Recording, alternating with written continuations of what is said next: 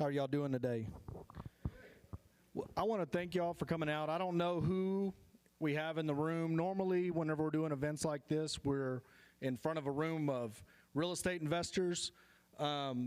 This is something we have grown accustomed to doing every single year, and we never seeked the advice of an expert to do it, and we have lost a lot. I mean, a whole bunch, not knowing what we're doing and going in and trying it by trial and error.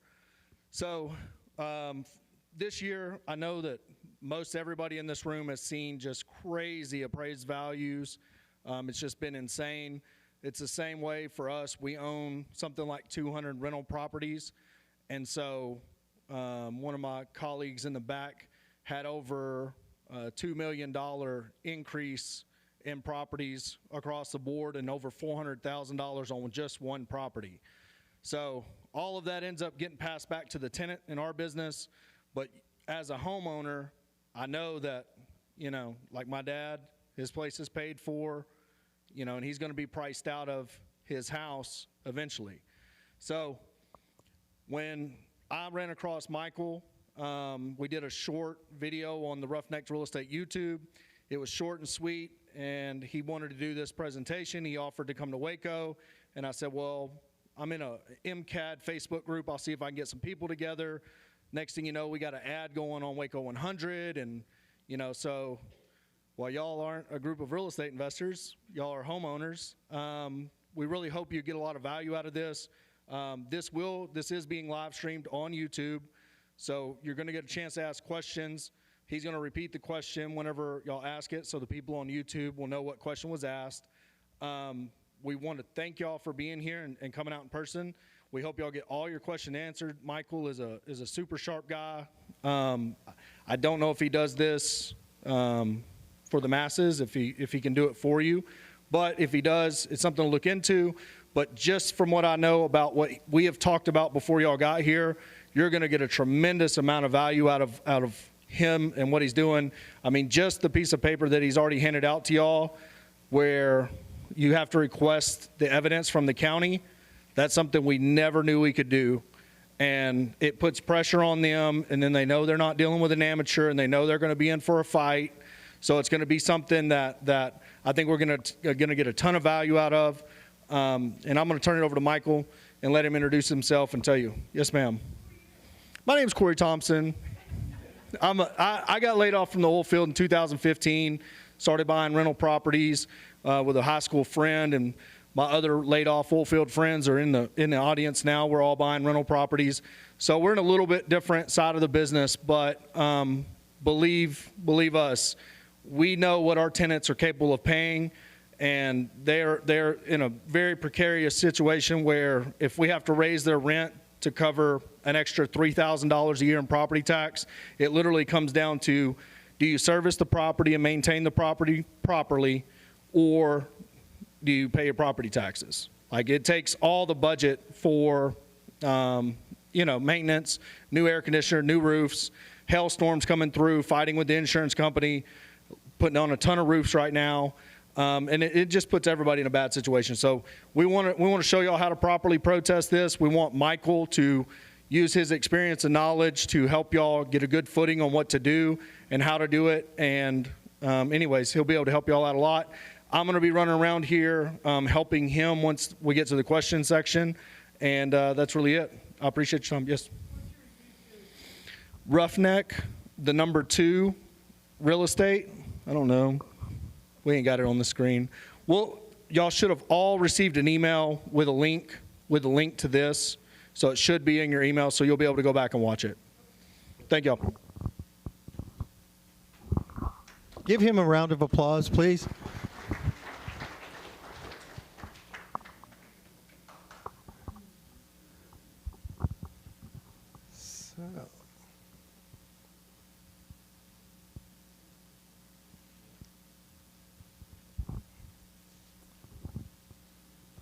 You'll have to pardon me. I'm 62 years old, so I'm non-digital.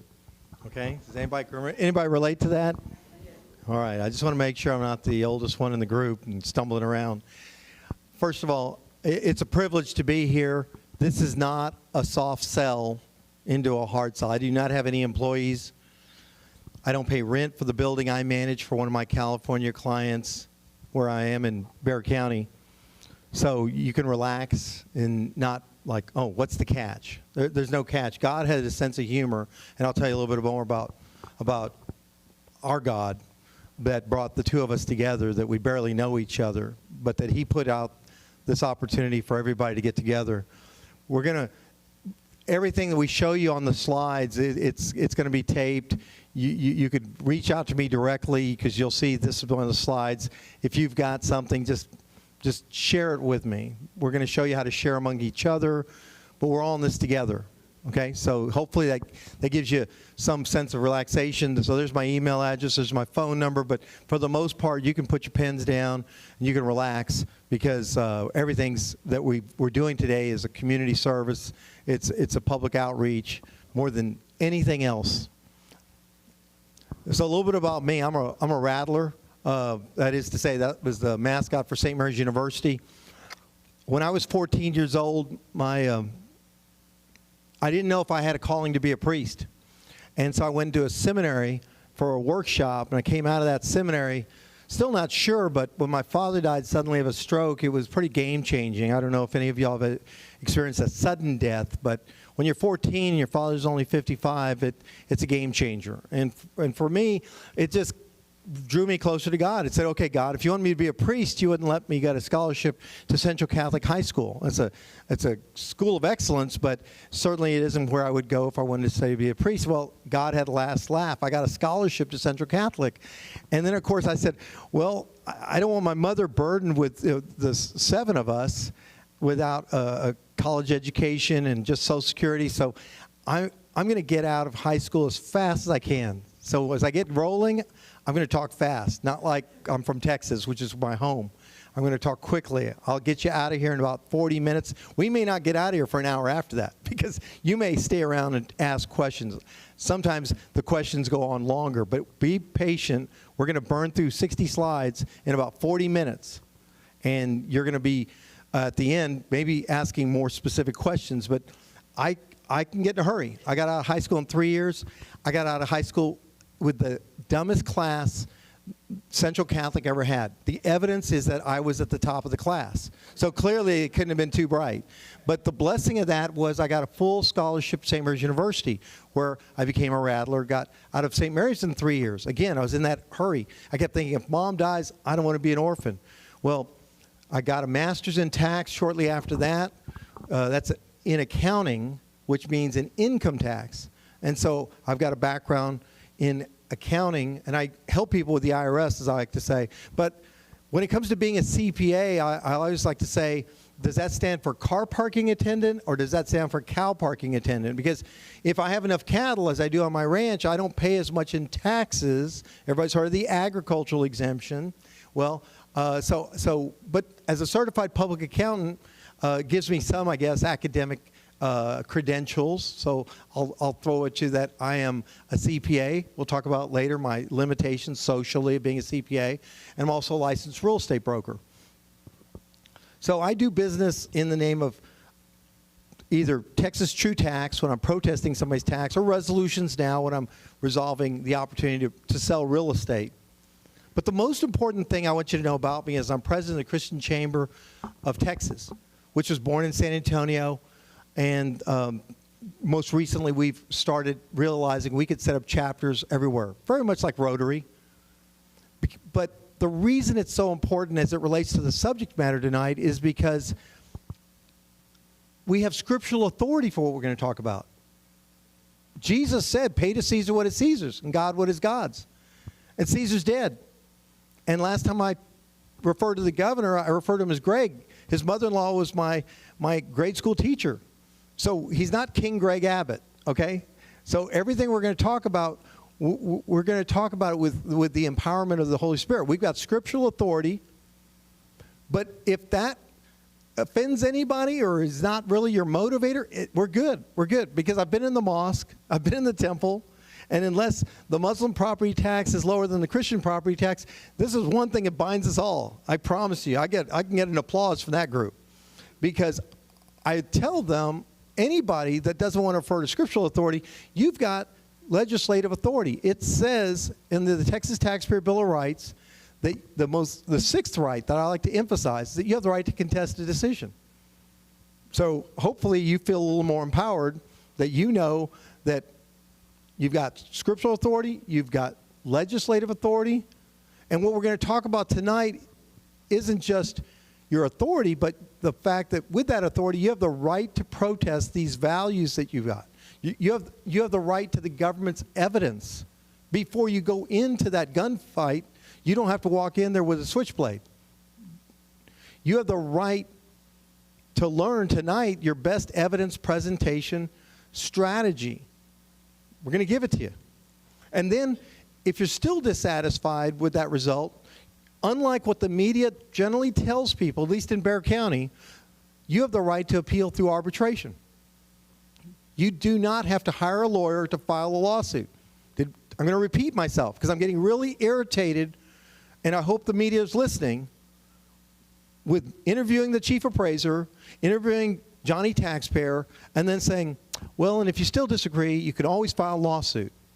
Well, that's not the most affordable option, nor is it necessarily the most expedient, nor have I found it to be the most efficient way to sometimes correct what the panel does wrong or maybe doesn't get right. So here's my favorite last pitch for authority. Judge Learned Hand said, tax avoidance is not tax evasion.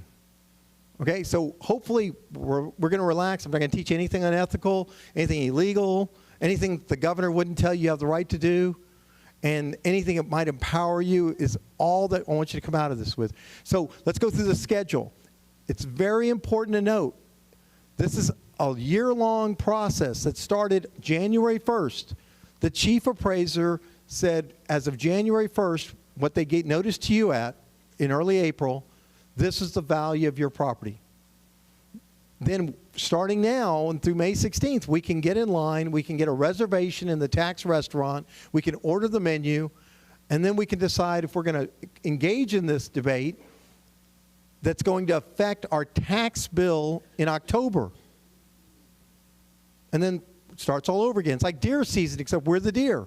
Okay? So I can't emphasize enough that for those of you that are here, you're going to walk out of here and you're going to say, somebody's going to ask you, what did you do tonight? In fact, 4 out of 5 people that are going to ask you haven't done this before. I think we had a show of hands earlier. More than half of you have never done this before. You're in the majority. But I don't think it's going to change unless you tell somebody, this is what I learned. This is your rights. You want to do it? I'll show you what I learned. And now in Bexar County, you can email your protest. That form that I gave, you could scan it, send it. You don't have to go down there. You don't have to use certified mail. I would ask that you have some evidence that you sent it. I do not currently have confidence, is that a polite way of saying I don't trust the regular mail, that the government's going to acknowledge I sent it, but you didn't get it, but I thought I sent it. I know I sent it. I have a witness that sent it. Either use certified mail or call down there and say, what is the email address? Because then they get immediate confirmation. Okay? So in Bexar County, we send it to cs@bcad.org. As soon as we send it, boom, there's a click back. Receive. We're very efficient in Bexar County. So I'm going to repeat again. January 1st is the effective date. Don't tell me what your property's worth today. Don't tell me what the property's worth next week. I don't care. I'm a real estate broker. I can sell your property next month for more, even in an upward market or a downward market. It has nothing to do with what we're talking about, which is the government's date of valuation. So my best example is, and that's why I put it in red, if your house burned down because the fireworks got out of control on New Year's Eve, we would be talking about your land and your slab. So think about it. Has anything happened since before January 1st that would cause you to say, you know, since January 1st, I had these honeydews, I had these other repairs that I haven't been able to attend to, I just don't have the money. That's what we need to talk about. Because the counties do not have the ability to look in your house, nor do they take the time. So that's why we need to be very clear. If you've been spending money on your home for any reason, if you have a need to spend money on your home for any reason, then that might affect the value of your home as of January 1st. So how do we do it? Well, first of all, everybody got their notice of value, I presume. You didn't just walk in here because you thought this sounds like fun. You got a notice of value. It was a love letter. You opened it up. After you took a drink or you got off the floor, fortunately you read it, because this, in the past, the notice of protest, at least in Bexar County, looks something like this. Now, you can't read all that. But you don't need to read it, because this is about what we did in Bexar County. 80% of Bexar County residents did not protest. That's pretty much statewide, perhaps actually higher. But what you can see here is that 5 times the government tells us, this is not a bill, do not pay. This is not a bill, this is not an invoice. I got it the first time, how about y'all? But the problem when they tell you 5 times for the last umpteen years, don't pay this, is what do you do with a non-bill from the government? You put it aside. So don't kick yourself because you didn't do it before. You were encouraged to ignore it, if you will. But on the backside of the form in Bexar County, I broke up the protest form, and then I'll refer to the one that's in your hands. I broke up the local county form from Bexar County into 3 parts. And the reason, even though I know I'm not in Bexar County anymore, but I'm from one of the friendliest counties in the state. And I've traveled all over the state. Tomorrow I'll be in El Paso. Next week I'll be in Dallas and Travis County. I've been to Harris. I'm supposed to go to the Valley. But I've yet to find anybody friendlier than our chief appraiser. He's so friendly, after telling you 5 times not to pay it, he puts in red, don't forget to check the box to request our evidence. You with me so far? Because I'm going to show you, real quickly, where we have a block. It's in red. They don't put the star. I put the star by it. Evidence requested. So what did we hand you? We handed you the state comptroller's form that this county currently uses, that many of the people viewing use, that the state comptroller has not updated, let me emphasize that, to reflect that state law gives you the right to say, whoa, whoa, whoa, whoa, slow down, county. Give me some evidence. Show me where you got this value. Don't tell me what realtors are saying. Don't tell me all this other gobbledygook. Just show me how you came up with the value for my property. Not my neighbors, not anybody else, my property. And how do you do that? Well, you can start by filling in your name, if it isn't already pre-filled in, your address. You can give them your phone number. You can give them your email address. But the most common reason for protesting is that you have an incorrect appraised market value and or your value is unequal compared with other properties. So the form I gave you, I hope I did it right. I've given you a sample guide as to how to fill out that form. You don't need to put my name in there. You put your name in there. This is not about I'm here as your coach. You're playing the game, okay?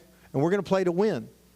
But if your property is incorrectly valued based on market, or if it's incorrectly valued based on your neighbors being valued so much lower, they've combined that this year into one blocks. Thank you, government. Thank you for making that part easy. Now, you can look at these other ones, but generally speaking, that's my most common issue. I always put check other and leave that blank just in case I got some other reason. But that's pretty much universal as to what is your reason for protesting. But in section, let me make sure that I'm referring to what's in front of you. Pardon me. But I love how the county loves to ask you if you'll help them. They say somewhere in, section 4, would you like to provide facts that may help resolve this protest? And the answer is, no, thank you. Not at this time. Appreciate the invitation. I'm going to reject it, right? Because we have no obligation. We don't have an obligation to tell them what we think it's worth. Why should we? The chief appraiser in Bexar County, I've had the privilege of hosting him in front of the Christian Chamber audience. He says, don't help me do my job. He's got his job. We've got our job. So does that help everybody that's got the form that you have the right to the evidence, but you, because you're not in Bexar County, I'm sorry, we got great Mexican food, great Riverwalk, come down and visit. But other than that, we're the friendliest county because we make it so easy, or maybe because we don't think we're that educated. I don't know. He puts it in red. He checks a block. You need to write that in. If you write that in, it's very important to note, if you write in, please provide the county appraisal district evidence, then they, by state law, have to give it to you 14 days prior to your formal hearing. We'll tell you what a formal hearing is. But I think that might lower some of your anxieties, right? So we're going to, if anybody has to leave, we're good. We're done. We brought you all here. If you do this, we're good. I've done my part. I can go back to San Antonio or on to El Paso. But we're going to tell you now what's going to happen next. But at the very least, if you walk out of here and you don't want to get into all the other things we're going to teach you with someone else, you can say, here, let me show you how to file this protest. Basically, how to get a reservation at the tax restaurant, have them send you the menu, and you have no obligation to go down there. Are we okay with that? So for those of you with over 65 exemptions or agricultural exemptions, and you just want to have some fun, you know, you say, hey, you know what, I'm going to ask them for the evidence. I'm going to make them work a little bit. I paid for it, might as well get my fill of it. But you might be helping, if you go on with this process, you might be helping your neighbors, because they may be using your value against them. So that's just a whole nother conversation. Let's see, what else? One other thing. This year, because so many people protested last year, that the state legislature, in its infinite, oversight, said we're going to allow some of the districts, some of the counties to offer single-member panels. So instead of going in front of a panel of 3, you can go in front of a panel of 1. I generally say, no thank you. I would rather see 3 than 1. And we'll go into why. But you also might note that not everything is hard copy. You can get them to send it to you by email and vice versa. So it's a friendlier, it's hopefully a more efficient system. If you use telephone, if you use a Zoom video, I mean, I have a face for radio. I understand some of you may be not inclined towards wanting to get on camera, but I know that you're all human beings, and I want you to introduce the human element, at least by voice. So for some of you digitally genius people that I can't say anything but wow, I don't want you just to exchange facts. And I'm going to show you why, because I think it works against you to argue data to data with someone who's a data specialist. So why are these county appraisal districts mass appraisals cause for us to protest? Why should you protest? They're the experts, right? They've got it right. We're just residents. We're just trying to get along, trying to do our thing. But by way of example, I don't have the numbers from McLennan, but you're going to find this to be universal. In Atascosa County, there's 4 field appraisers, and if you count everybody else that calls themselves an appraiser, even if it's the receptionist, they have 8 appraisers for 40,000 accounts. You do the math. 8 appraisers for 40,000 accounts. That means each appraiser essentially is responsible for 5,000 accounts. Would you suggest there's a chance that they might make a mistake? I mean, we've only got about 160 people in the crowd. I'll bet we made a mistake and didn't give everybody 3 pieces of paper. Or maybe we didn't give everybody a piece of paper. We didn't mean to. We've got plenty of them up here. 5,000 accounts. In Bexar County, there's 9,000 accounts per appraiser. That's not giving you enough time to even fly a drone over the neighborhood or drive up and down the street. So do we understand? They're going to use mass appraisal because they don't have the time or the money to appraise your property individually. So what is mass appraisal? Well, that is when we use a standard methodology employing common data, allowing for statistical data. That's a mouthful, but this is taken right out of the comptroller's handbook. Okay, what it means is we're just gonna throw throw it all together and throw out numbers, and hopefully we got it right. Sometimes we do, but you see where the opportunity is for us to say, I don't think you know my property the way you think you do. So how does a mass appraisal compare to a fee-based appraisal? And what does this mean to you, the protesting taxpayer? Well, it means that you go in knowing they could make a mistake. I hope you feel a little bit better. Just that logic right there. Because this young lady said, I just didn't even know if I should, or, am I doing something wrong? Don't I want my property to go up in value? I will tell you what the lieutenant governor said to the realtor conference. I'm a real estate broker. He says, I want your properties to go up in value. I just don't want you to get taxed every year along the way. Now, I'd like to help the lieutenant governor, and we'll get back to that, but that's what he said to all of us real estate brokers. We want your value to go up. We just don't want you to be taxed every year along the way. So everybody's on our side, except the mass appraisal system. Notice, I'm not picking on the chief appraiser. The mass appraisal system then could allow for you to get in front of a county appraisal district board, appraisal review board, and say, I've got some deferred maintenance. I've got some functional issues. How about my location issues? I'm next to a mosquito farm. I back up to a busy street. I'm not in a gated neighborhood. I know some of y'all are starting to think about, maybe where I live isn't quite where I thought it would be compared to Sally or Johnny or whoever else they're comparing us to.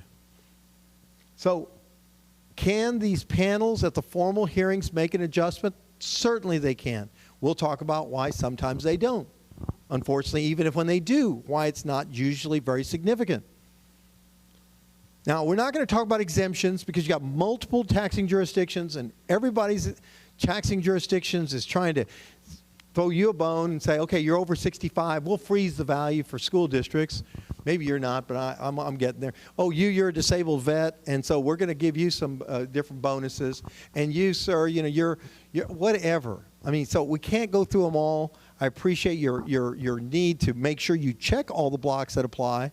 Make sure you got your homestead exemption, which gives a little bit of relief to this appraisal leap. They used to call it creep because it creeps up. Now I call it appraisal leap. So you need to make sure you've got your homestead exemption at the very least. And you need to ask a real estate professional. Did most of y'all buy a home using somebody like myself as a real estate broker? Show of hands. Most everybody got you.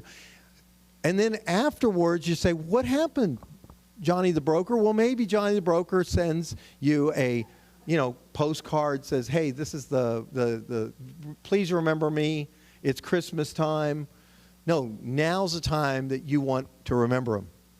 You say, I'm going to get this evidence, and I'm going to ask you, since you're a professional, not an agent, not a broker, you're a professional, and if they don't want to respond, I'm here to challenge you to challenge them, because I am a real estate broker. And I went to the Texas Real Estate Commission to get this same course approved so the real estate agents and brokers can't say, well, we don't know. We don't protest tax values. Well, why not? Why aren't you helping your clients become more informed? Because they're quick to tell you what your house is worth and tell you what you need to do to get it ready to go to market. Well, let's practice. Why don't we practice? Come on over. Tell me what I would need to fix. Give me a seller's disclosure form. Ask your real estate professional, because that's what they need to be. They need to be professionals. Just like your physicians and your dentists, in my opinion, I think there's standards that come back every 3 months, come back every year. We don't need you to be bleeding. We don't need you to have a broken tooth. Just come on back, and then we're going to see if everything's fine. Well, we need to start acting that way in, quote, my profession of real estate. Certainly as a CPA, we do it. Unfortunately, the IRS forces you to do it, but we get to talk to you about maybe your taxes. So you're going to be assessing your own property against this mass appraisal system, and you're going to have started by asking for the evidence package, because if you ask it, they have to give it. That gives you 14 days at the minimum prior to when they can then host a hearing. That's certainly plenty of time for you to take it, forward it, say, can somebody help me? And I promise you, if your last real estate agent and broker doesn't want to help you, the next one will. Right? They're all right. There's plenty of them out there. I mean, if you go to HEB, I understand if you want to cash a check, they don't just ask for your driver's license, they ask for your real estate license. Why? Because we all have real estate licenses. I mean, it's becoming so common, but we need to raise their involvement in our lives. But once the county gives you that evidence, they can't add to the evidence. They're done. Here's what we know, and now they have to listen. So what's going to be in that evidence package? Well, there's going to be three things. Primarily, there's going to be a description of their property, which could be wrong. I mean, there could be a mistake. They could presume that the roof line is the total square footage of your home. But what if the roof line also includes area that covers an open porch? Well, that's not of the same quality as the air-conditioned space, so we'd need to educate them that they need to make an adjustment. What if there was a shed when you bought it and now you've had it torn down or moved away? So these are examples of where, not often, but occasionally, that the description could be wrong and you want to correct it. Now again, you have no obligation to tell them that maybe they got it wrong if it works in your favor. That's their job. But you do have the opportunity to point out where they made a mistake if it's in your favor. And the next thing you want to focus on is they have equity values. I don't think it's very equitable for you to use my neighbor's property values against me when my neighbors, 80% of the time, according to Mike, this is the gospel according to Mike, 80% of you did not protest. So if you're not going to protest, and I am, I really don't want you, sir, as representing the county, to say, well, their values are up. And say, well, they didn't come to the seminar. I'm sorry. I don't really, maybe they're hiding gold. Maybe they've got granite countertops. Maybe they've got Pella windows. That's their issue. But let me tell you about my story. So I'm not even going to dignify it. Now, on the other hand, if their values are lower, then I want to take a close look at that equity. Why did you tax them lower than my property when they've got the same floor plan? They've got the same amenities. So if it works for you, you bring it to their attention. If it works against you, you know how to discount it now. 80% or more of the residents last year did not protest their values. So that leads us to the third piece of evidence. The third piece of evidence the county is going to offer is market value. They're going to suggest that they have found some sales, and those sales justify what your house is worth. Did anybody drive a car here from a new dealership?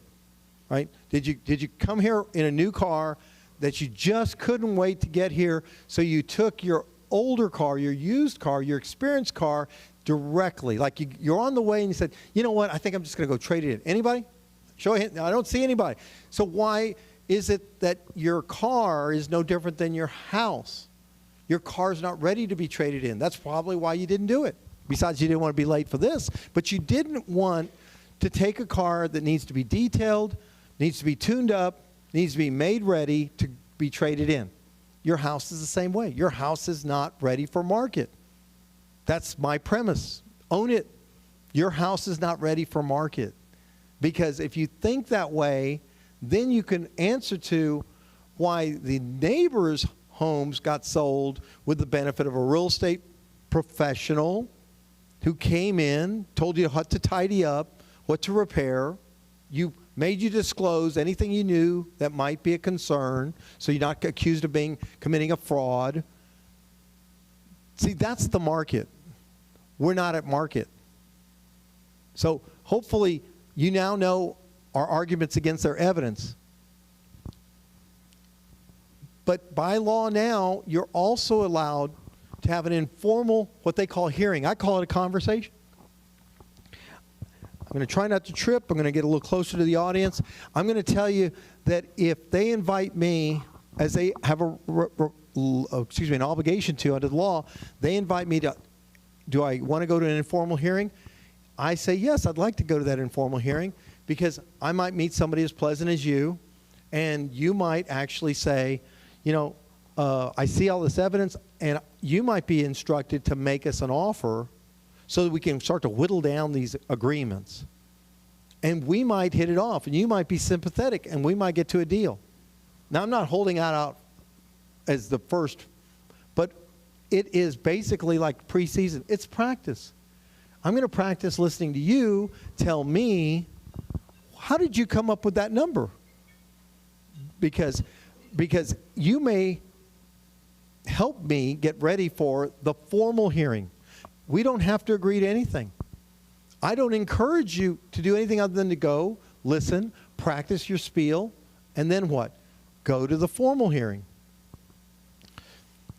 But these are required by law, so go practice.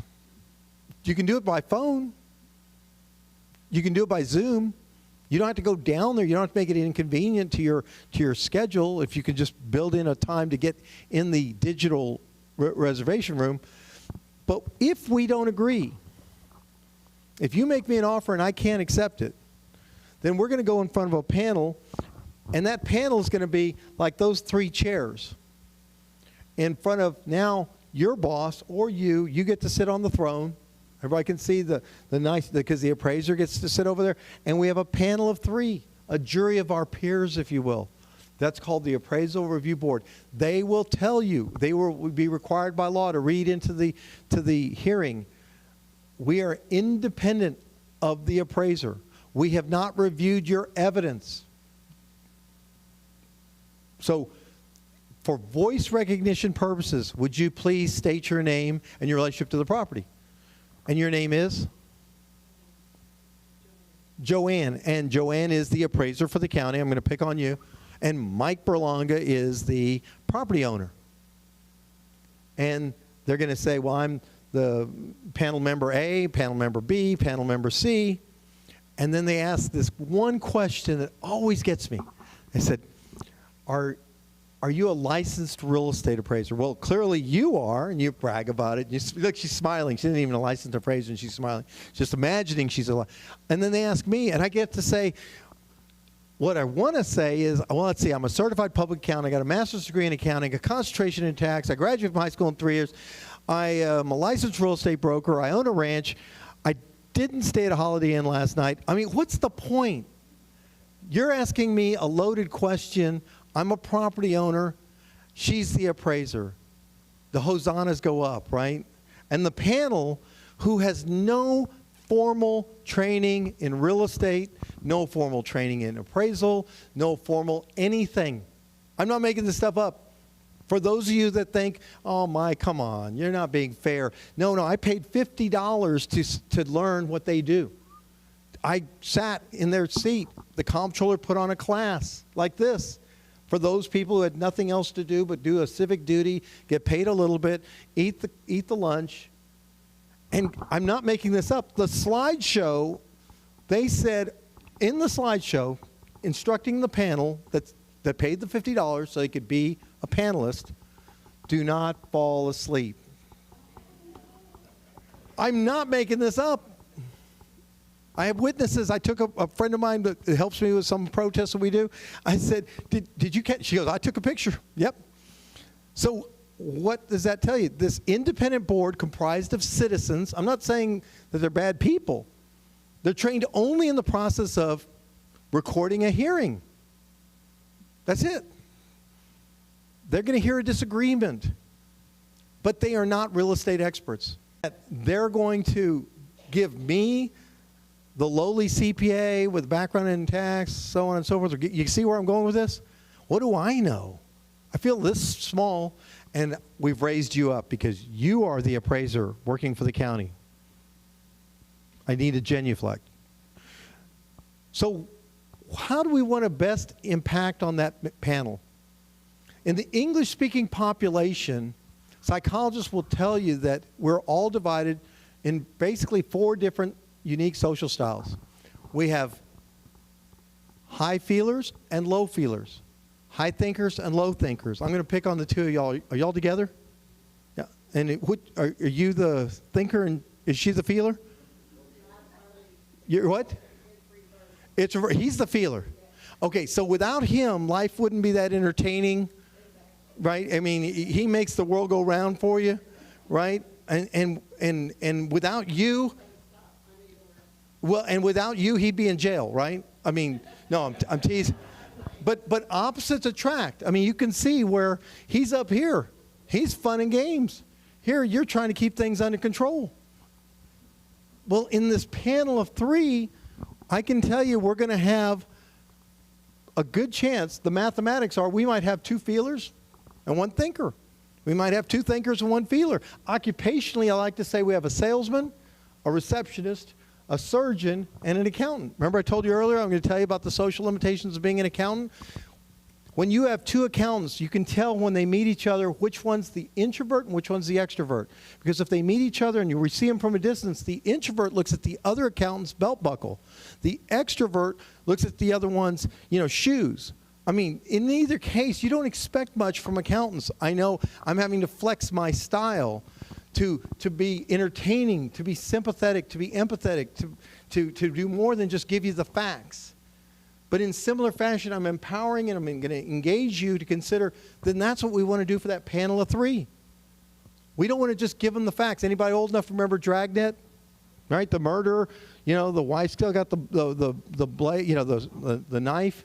The man's on the ground, he's dead. And he's asking, just the facts, ma'am. And she's saying, I don't know, I pulled it out, but I didn't put it in. But my point being is, they're not all a bunch of just the facts, because they're human beings. Now, if you're talking about an IRS revenue officer, now that's a good heart donor. That's the person I want. If I need a transplant, it's already been written out. Find a revenue officer in the IRS. These people, remember, they're awake. They're not wasted time on any education. They might actually be empathetic or sympathetic to you. So if you remember nothing else about communication and messaging, this is what you want to remember. Look at me. Inform with facts, entertain with images, and that will bring about a greater chance for empathy and sympathy, no matter what it is. So whatever you do wrong, remember, give her the facts, then make it entertaining, and maybe she'll let you back in, right? So that's just where this is very important that you realize it's not, I know some of you are very analytical, and you just want to go beat them up with the facts. And some of you are very entertaining, and you just want to go in there and make it story and, hey, I'm a disabled vet, or, we served together. And then you got somebody else going, no, sorry. I don't think so. I think you got better into this. You got a nice house, and I don't have as nice a house. Whatever it is. So you need both. So you're going to make your case 4 ways to the advantage over the appraisal district's mass appraisal. So if you've gathered all that together, if you've said, I think I got it, Mike, then you're just like Mr. Cifuentes, who I take him everywhere I go. Now, he's not here today, so what he did was he gave me the sample package. He sat in the same audience, listened to everything I've said, and he said, I think I got it, but would you look at my package? I said, sure. So what did he post? He says, here's a summary page, and it's got my name, my address, it references how old my house is. And he starts to put numbers. You cannot see them, but I'll read them to you. He says, outdoor painting, $2,900. Windows, $45,000. Flooring, $14,000. And then he says, well, but my green belt, otherwise known as mosquito farm, I don't know. I got a problem. My neighbor doesn't keep up with the property. My odd-shaped lot, he lives on a cul-de-sac. My steep driveway looks like a ski slope coming off the hill. He says, what about those things? Has anybody heard of this guy named Trey Gowdy? Maybe you haven't. He just gave Hillary Clinton a hard time about Benghazi. But he didn't do it by accusing her of anything. He did it, and he wrote a book about not just that situation, but all his situations as a prosecutor, a book called It Doesn't Hurt to Ask. Now, why does it not hurt to ask if you don't know when you're in front of a panel? Why would we put a question mark if we don't know what the value should be of the green belt or the mosquito farm or these issues? Because what I've done very subtly is I've said, perhaps you might give some consideration to this. You have now elevated them as they should be, because they're the judge and jury now. You're saying, she didn't get it, but maybe you would get it. She lives in an apartment, but we're homeowners. She works for the government, but we're neighbors. And you might have these issues. Now, you're not going to say it quite like that, but that's what you're saying. You're asking them to consider making an adjustment. They may not care so much about your painting bid or your Pella windows or your new flooring, but they may be sympathetic to something that's intangible that you want to throw out there. Not whether you're Democrat or Republican or you had a Chinese meal and it's causing you some indigestion. That's not what we're talking about. We're talking about just respecting the fact that you don't have to have a number. Don't put limits on God, right? That's not where the math should end with, well, I know this and this and this. You're not the authority.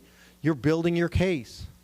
And look what he does to make it easy for those people not to fall asleep. He says, if I lost you in all the data, look, I need to paint it.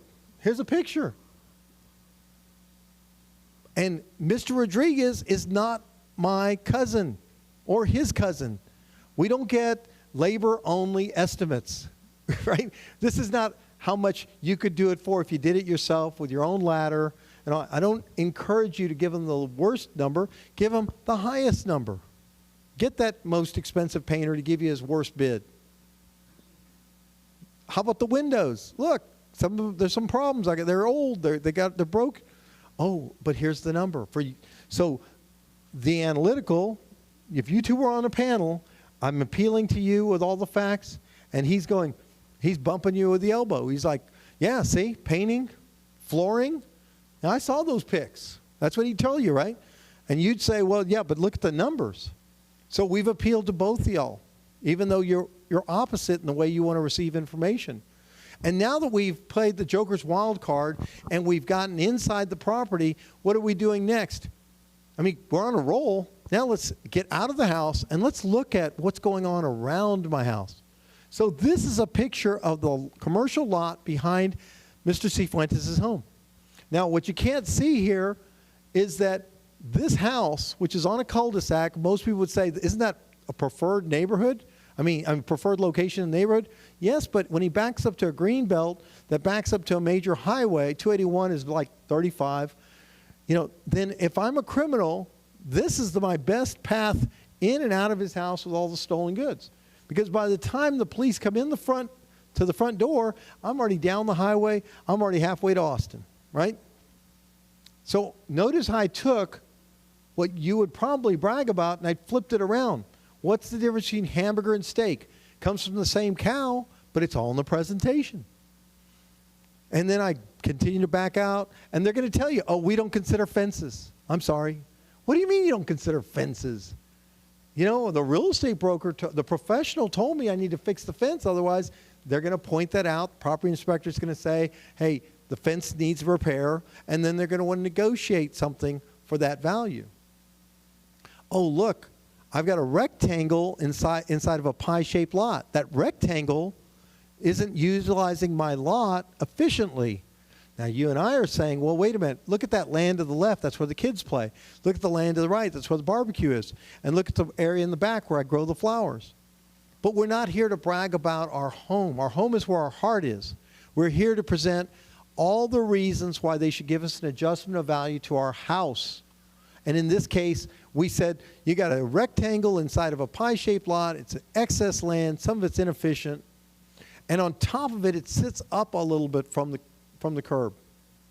So Mr. Cifuentes thought he'd be funny at this point, and he said, danger, Will Robinson. Look, I don't even have steps. The steps don't have a rail. Look, Mom. And it's a 45-degree come in. He was the last person out of his neighborhood during snowvid, right? Because he had to deal with the ice compared to his neighbors who had flat approaches. So you see how he built up his case? And I know some of you at this point want to raise your hand and say, well, what about roofing? What about waterproofing, gutters, drainage issues, foundations? How about heating and AC systems? I'm not putting limits. God doesn't put limits on me. I don't put limits on you. Whatever you can throw in there, throw it in there if it's relevant. Even the chief appraiser in Atascosa putting on not quite a seminar quite like this, but admitted that all her plumbing had to be replaced. Apparently, that particular brand or equipment was not functioning. They had to rip it out. Oh, I'll bet she cried a river. to her appraisal review board panel. And I've yet to get a phone call back, but I always point this out. So I say in Atascosa, her personal favorite was plumbing. But all your recommendations are welcome. I'm not putting limits on what you might think of. I always seem to learn something. Somebody says, well, what about the fact that I've got these solar panels and I'm no longer connected to solar? And I can't rip them off, but they're certainly an eyesore. What about that swimming pool? It's cracked. I don't fill it anymore. I mean, it's just a pond for ducks. You know, it's a liability. So it's about flipping the coin, changing the channel of your thoughts in the way you present yourself. But what you don't want to do, my do's and don'ts, you do want to be polite and pleasant. I want you to treat me like your brother. Do you have any brothers? Do you love them? Okay, I want to make sure. I mean, but if you love your brother, and I've said this many times, if you love your brother, would you throw me a little love and tell me what could I have done better to make that presentation? And then in the informal hearing, you would say, well, Mike, you know, I appreciate this, and this, but you know, you really could have brought another estimate on that. You mentioned something about the roof. I didn't see anything about the roof. Okay, so now I go back, I add a little bit more, and I come back. But when we get in front of this panel, and now I know what you're going to say, you don't know what I might add, and they ask, Mr. Berlanga, do you want to go first? And the answer is always, no, thank you. Ladies first. But even if it's a man, no, I really want the appraisal district to go first. Why? I mean, put your phone on mute as you listen. Maybe make some notes. Don't react. Don't interfere. Don't antagonize. Show them the respect. Literally, if you and I are in the same room or on the same call and she's presenting, hit mute because she might say something and you just want to go. But don't do it because it's not personal. She's doing her job and we know what she's going to say. And if she says anything more, we have a chance to dispute it. And we're going to then present our case. Then she's going to rebut or maybe ask some questions. And then we're going to finish. Of the two of you, when you get in an argument, right, you know best, right? Let her go first. And at the end of it, agree with her. There's no other. No, I'm teasing. But do not accept the appraiser's offer. So if you were sitting in that chair and we're presenting, and because you saw those pictures and I added a few more and you're like, boy, I can tell he's pretty good. Or you're pretty good. You were prepared and you throw me an offer. Remember, I don't need to accept it because the panel has already said, worst case is you know more than they do. Best case is, though you think you know more than they do, they're more sympathetic to me. Because what? I'm of their generation. Because of whatever. Because we've flexed our presentation to being more than just market data, universal facts. So what do we do? Any golfers in here? Any golfers? No, nobody plays golf. Oh my goodness. I wear the FootJoys just for you. But the golfers would know this. When you play a round of golf, you keep your peace. You stay in the moment. And you do not become attached to the outcome or the score before you finish the game. You commit to the process of presenting and appealing the same way you play every shot, one shot at a time. Peace I bring you, my peace I give you. So keep your peace. He gave it to you. Keep it. So it's our three-step process. We're going to have an informal conversation, otherwise known as a hearing. We're going to go formally in front of a panel. We're going to let the panel rule so that we can what? Have the right to appeal that ruling, even if they agree with you, the appraiser. Now I've preserved my right to appeal the panel's ruling to arbitration. I've got 60 days after they send me the notice of their ruling to decide if I want to go to another level of appeal. We'll talk through that. Because the difference is not arbitrary that we might consider going to arbitration. The appraiser is often biased. They're often overworked. The ARB panel's a jury of our peers, but an arbitrator is certified. I'm a geek for this stuff. I went and spent 3 days in Bastrop to learn how to be an arbitrator of property tax issues. 3 days. In 3 days, I was certified. In 3 days, I could exhibit that I was qualified by my education. I had to either be a realtor, I had to be a lawyer, I had to have some background. I didn't just get to fog a mirror for 3 days or show up that I could fog a mirror. And I had to be independent of government bias. At the end of those 3 days, I said, thank you very much. It's been fun. The chief appraiser said, don't you want to be an arbitrator? I said, no. I don't want to be on some list at the comptroller's office that if you, ma'am, were to say I want to go to arbitration, they're going to pick a name off that list. You can even insist that you don't want somebody from your county if you think you're not going to get a fair hearing from this county. I have had arbitrations where I'm in San Antonio, the arbitrator's in Beaumont, the appraiser's downtown at the appraisal district, and we're going back over the evidence that apparently those people didn't look at the first slide and they were asleep at the wheel because they didn't give me a better number than what you gave me. But I said, you know what, I'm going to go to the next level. There's a cost to it. We'll explain that in a second. But understand that's why I call this year the year of arbitration. More people are going to go to arbitration than ever before, in part because I'm teaching this all over the country. You have the right to arbitration. You have the right to evidence. You didn't know that. Now you know you have the right to arbitration. You probably didn't know that. So what did Mr. Cifuentes do? We've seen his case. He starts off with an initial notice of value. He got the love letter. They said $320,000.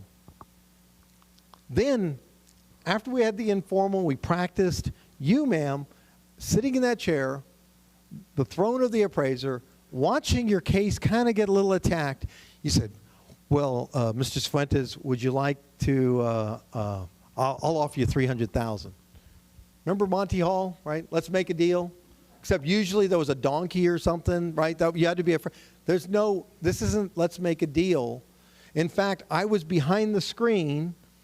Mr. Cifuentes and his wife were on the other side. I was not on his side of the screen. I was not making his case. I let him do it. You saw what he showed. And I'm like, don't do it. No, no. And he looks and he's nervous because I told him before, but I had to remind him. No. I want the panel to rule. So the panel ruled. Look what they gave him, $290. So because he did not accept the appraiser's offer in front of the panel, they gave him another $10,000 adjustment to value. That's the good news. You know the bad news? The panel, after they were finished, he looks at me, he says, that was fun. What else can we do? I was like, you've got to get a life. But if you really want something else to do and you really feel good about your case, you saw his case, then we can go to arbitration. Are you willing to, are you feeling lucky, like Clint Eastwood used to say? Because it's going to take you $450. You're going to have to give a cashier's check payable to the comptroller for $450 to continue to play the game, to continue to go to the next level of appeal. So, what's that? $450. If your value of if it's your homestead and it's below $500,000, it's going to cost $450. I'm going to show you the schedule. If it's more than $500,000, it's $500. If it's commercial or non-homestead, there's a little bit different fee. I've got the fee schedule here for you, but we don't have to make that decision tonight. We haven't even. Everybody's so anxious. I want to go to arbitration. We got to go through a 3-step process. But let's finish what happened with Mr. Cifuentes. It's very important to note. This is a game of tug of war at this point. You gave us $300, but they said you're wrong. They ruled at $290. That is binding. Now, we're challenging it with a request that we're going to go in front of an arbitrator. Maybe the arbitrator's from Beaumont. Doesn't matter. The point is the panel's out of the game, and we've said we think it's $240. They thought it was $290. So what's the difference? What's the midpoint? $265. For those of you that, went to Texas, education, we might have struggled with that quick math. No, I'm teasing. So $265 is the midpoint. So like a tug of war, if I can get the arbitrator to agree to a value lower than $265, guess what? County lost. Guess who pays? The arbitrator. Loser pays. What did Mr. Cifuentes get? He didn't get 240. But he got to 260, 756. He won, county lost, county pays the arbitrator, $50 of the 450 went to the comptroller for just going through the process of assigning the case. So he wins, the county pays the fee, congratulations, because he gave clear and convincing evidence. He was relevant, his evidence was relevant. It was something you could rely on. He didn't just, well, I think the painting would be this. No, Mr. Rodriguez has offered a paint estimate. I think windows would be this. He was qualified to be his own witness because he was in the property. He followed our advice. He stopped the tax abuse. That's Mr. Cifuentes. Now, does he look intimidating? Does he look like he's got a master's in economics? He does not. The only thing he's got going for him besides coming to the class is that he believes in Jesus Christ. He believes in the resurrection. And I jokingly say, thank goodness, because, we both have to have some reason for hope that we can overcome this. But let's talk about the results. In this example, if he had stopped at 290, look at the prior years. In 17, he was at 302, 307, 310. And he didn't protest those years. But he could have accepted your 290, in which case his homestead exemption would have limited the growth in value from 290 to 319. That would be good, especially when the county was taking him from 290 to 361.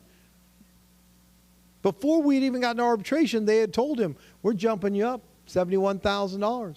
We haven't been to your home. We don't know if you've replaced the carpet. We don't know if you fixed anything. We don't really care because we've got a mass data approach. But look what happened. He lowered the value by way of arbitration to 260. So that meant that his value the following year could only go up to 286. It didn't matter what the market value was. For tax purposes, your homestead could only increase by 10%. Now, I'm not here to give you any good news on that. What the counties have seemed to have done is they've said, well, you know what? We know we can only go up 10%. So we're going to tell you your market value went up 30%, and you're supposed to feel good when we lower it by 15%. I'm sorry to tell you that. That's the culture. And we're trying to help you be empowered to overcome that culture because it may not apply. So we'll go back over the quick review. You're going to file your protest. You're going to request the evidence. At this point, you still have no obligation, but at least you've made them work a little bit. You're going to attend the informal hearing. Now, some of you may knock it out of the park. I had one case on behalf of the firefighters union that really fires me up.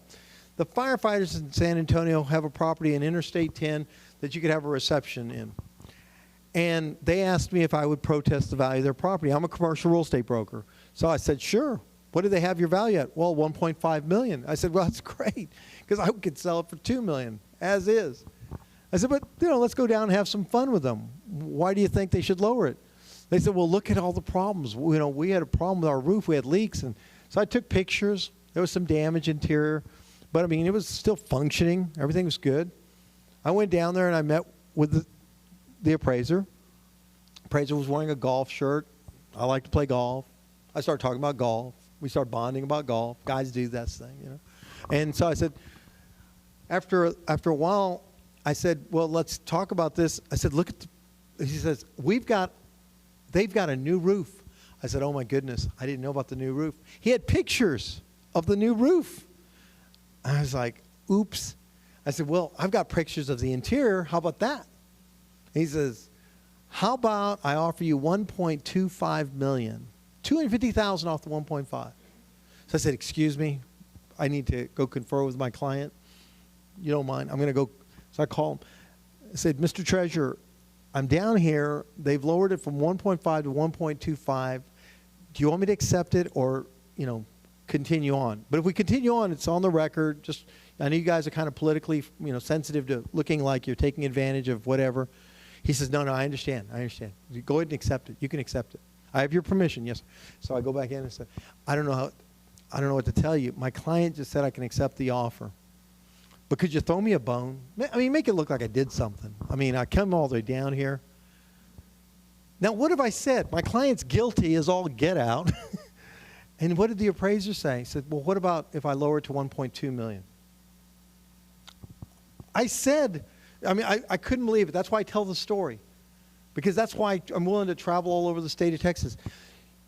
Was it my golf shirt? We've never played golf. We didn't make an appointment to play golf. We've never had a beer together. We don't know each other before or after. I mean, I know I have some element of charisma, but I'm not that good. And he lowered it $50,000 after I told him my client would accept the 1.25. Well, either he wasn't hearing, or is that really the equity that you think is worth arguing about? I think it's worth arguing about. That's why I tell you these stories. I could tell you more stories, but it just irritates me as I get into the higher valued properties, how quick they just give it away. And the firefighters aren't appraiser experts. They're going to have me present to them on the 10th and the 11th. They're going to have one seminar just for shift A. The next day, shift B. This is a big firefighters union. So who's this handsome gentleman? Well, the guy in the black is the guy I'm talking about, not the guy in the yellow. But the guy in the black is the chief appraiser for Bexar County. I take him with me everywhere I go. Because if it wasn't for him telling me, Mike, you're going all these seminars, you should at least get paid as an arbitrator. And that's why I took the class. Actually, it's because I got 30 hours of CE credit for my real estate license, and I got 30 hours of credit for my CPA license. I'm a 2-for-1 guy. You're going to let me sit through 30 hours and I get 60 hours of credit? It gets better. The good Lord has such a, I mean, I'm so blessed that the person giving the class didn't take a fee. Our tuition went to support some seminary. So I was like, I'm feeling pretty good about this. But if it wasn't for that man, I wouldn't have learned. Now, this man over here to the right, we had just walked out of one of these panels where they were at 3.3 million, and I made my case, and the panel lowered it to 3.15. He doesn't look very happy. That gentleman, unlike Mr. Cifuentes, has a master's in economics. That man has a manufacturing facility. They do nothing but hospital and hotel linen. Big operation. But there's nothing to compare with it, right? It's very unique. It's a unique structure. Where's your comps? So we came out. He's not, you can say he's the only one that's not smiling. The rest of us are smiling in all these, because we know that he has the right to appeal. He hasn't been told yet. He's still irritated. So we went and appealed it. Before we got to a hearing, they settled at 1.6 million. That irritates me. I mean, I'm glad for him, but it irritates me for each one of you that feel like, golly, I mean, do you think they'd lower 10,000? Now, somewhere between 2.5% and 2.8%, depending on whether you're in the city and the various varying taxing jurisdictions, is about the value per $10,000 increment. So in Mr. Cifuentes' case, he had already saved about $800, and he could have stopped playing the game, but he gambled $450. Now he saved $1,600, and he got to play it all the way through. I just coined the expression, this is the year of arbitration. Maybe some of you will be calling me after you go through this process of rulings, and you'll say, tell me that again.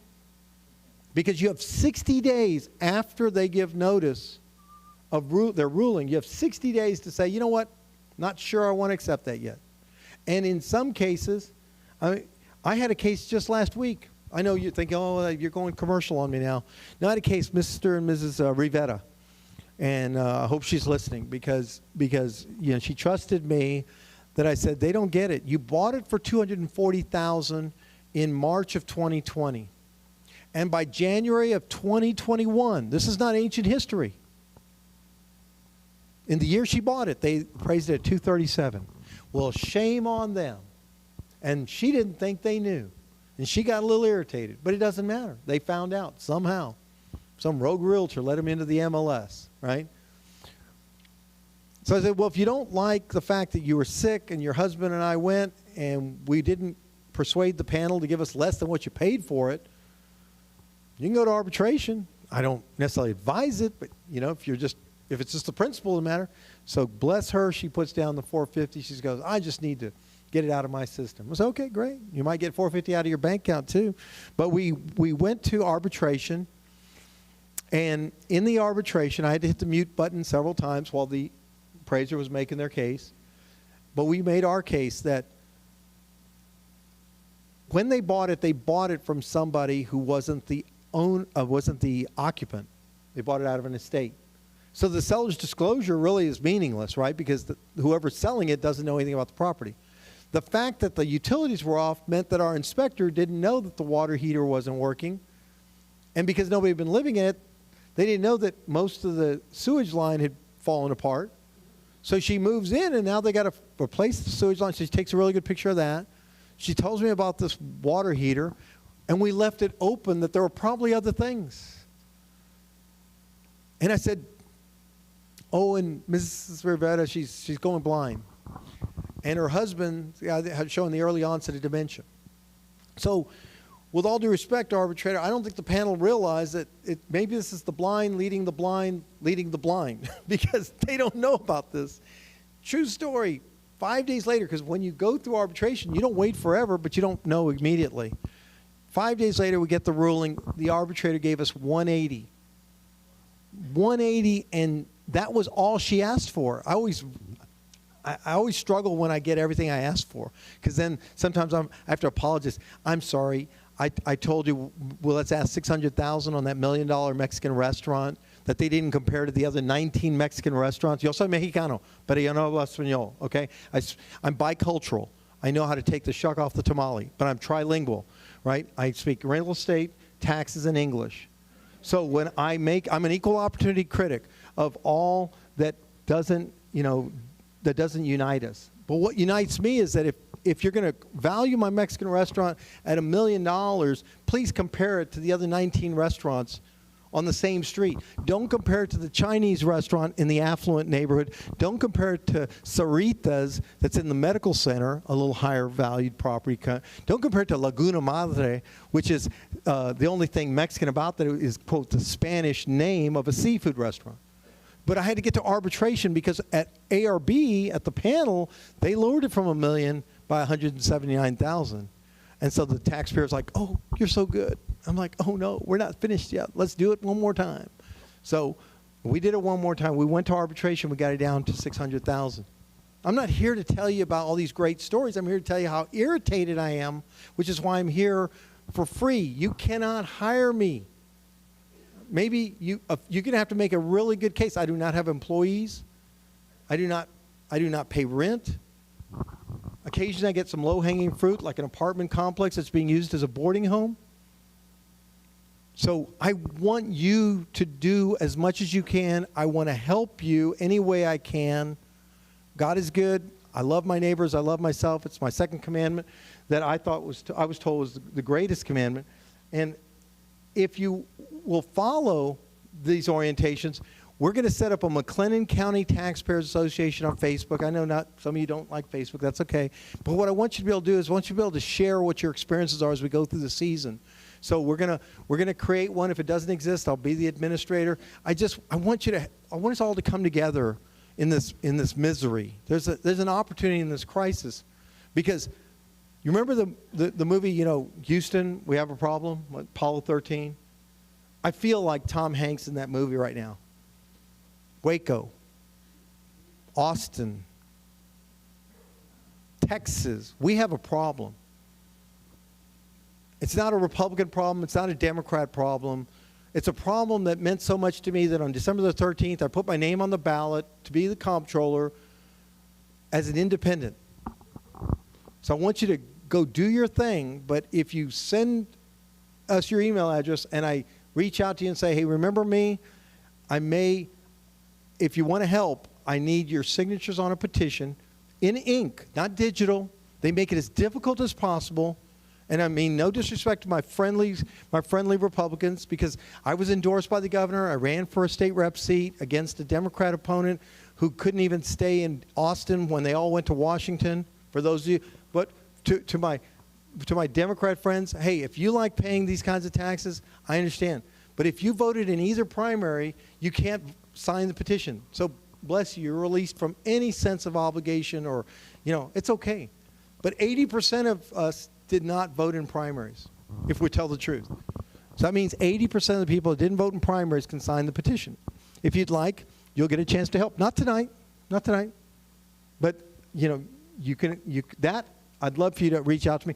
I'd love for you to share, you know, because you can find out more about my campaign, but that wasn't why we got connected. This is the first time I've even flashed this up here. But I figure my friend, my newest best friend is saying, I'm going to put you in front of an audience because he cared enough for y'all. You heard what his background is. And God has a sense of humor that we're here. But hopefully I can take questions at this point if I haven't completely answered. Yes, ma'am.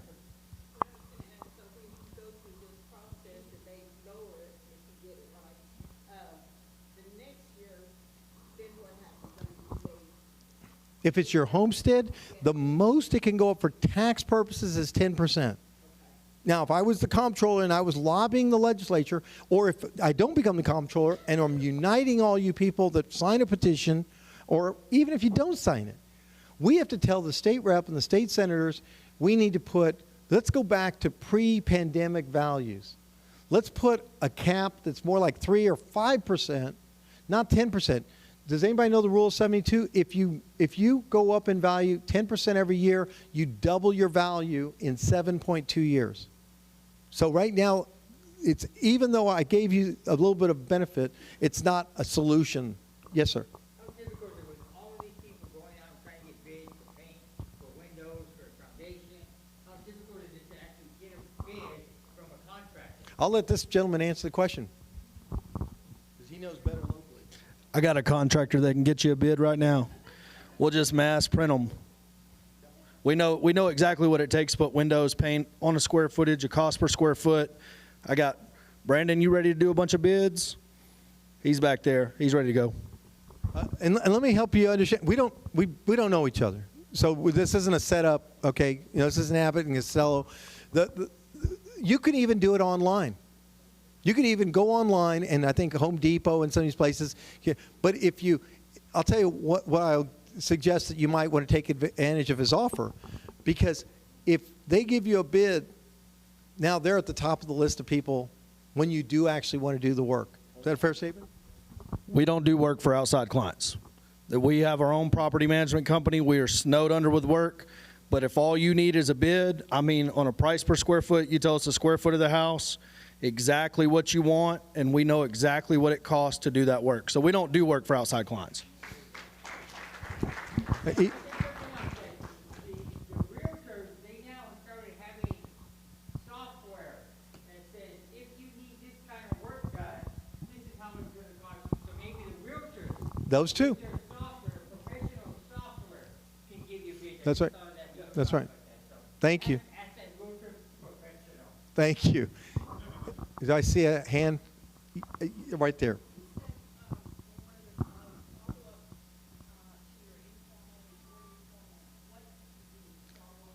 Well, there have been some cases where I always do this. Excuse me. The question was, thank you. The question was, what did I mean? And I got a cross penny for you because you were paying close attention. Nobody else caught that. But the question was on one of the slides, it says, go to the informal and possibly follow up to the informal. Maybe I didn't say possibly, because there's usually a week or lag time between our informal and the date for the formal. So the question that you asked is, what did I mean by that?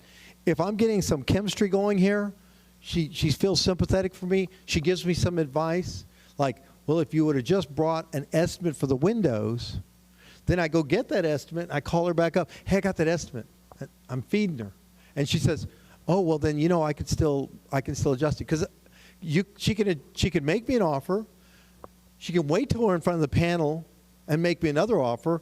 And in between, if she's still in control of the file, she could make it. So if I'm on a roll, if we're clicking, if I look like her brother, you know, I remember she qualified it. She says she loves her brother. I've asked her, what could I do? What would help me? And if she's now, I've raised her up. She's the teacher. I'm the student. How's my grade now? That's what I meant. Yes, ma'am. Yes. Okay.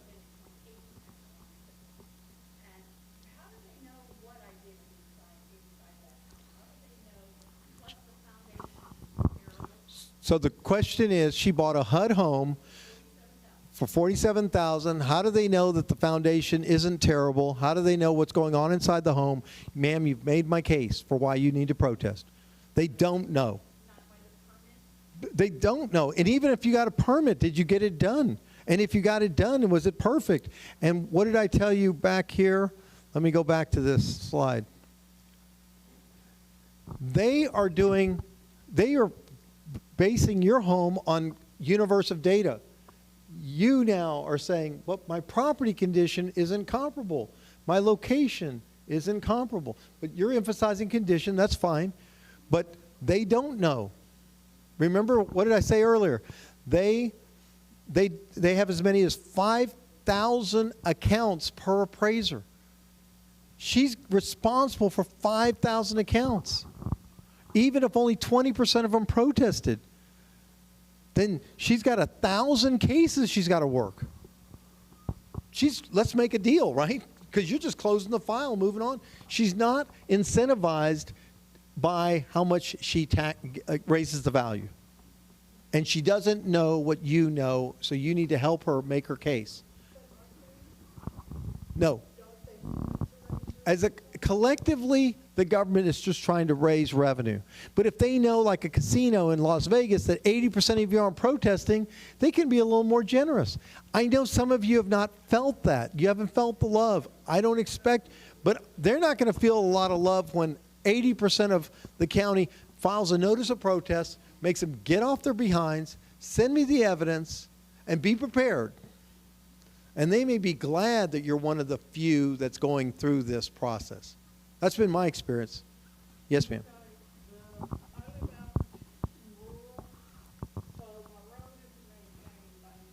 Mm-hmm. Right.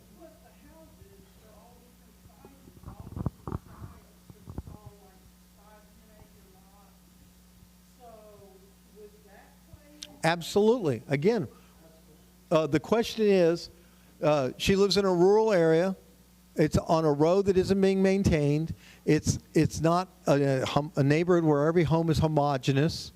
And so you're concerned that your home is not like some of the other homes in size or quality, and that the road is not comparable to maybe the homes they got from a little bit down the county road, but over in that neighborhood. Absolutely. What did we say earlier? Let's see if I can get to it. You've got location issues. Yes. Yeah, you want to take a picture of this is the road I drive down, and then when they give you the evidence, look where this house is. You might even put together what I call a proximity map. I'm here, you're there. Even if you don't do it, if I'm in a hearing and she's the appraiser, I said, ma'am, could you throw that picture back up there that shows the proximity of those homes? And then you're saying, well, those aren't even in my neighborhood. You see? And maybe that panelist feels sympathetic because My taxes went up, they're up the road, they're building $500,000 homes and up. Just like a half a mile up the right. road. But they don't have something comparable. Just jumped and jumped and That's right. so now it's too big. And if you don't protest, then you don't have a chance of lowering the value. If you do protest, at least you have a chance. But they have an 80% chance, historically speaking, of getting enough money that they don't mind they really don't mind. And if they don't mind and they get it, if they do mind, they get it wrong, arbitrator might see your side of it. Yes, sir.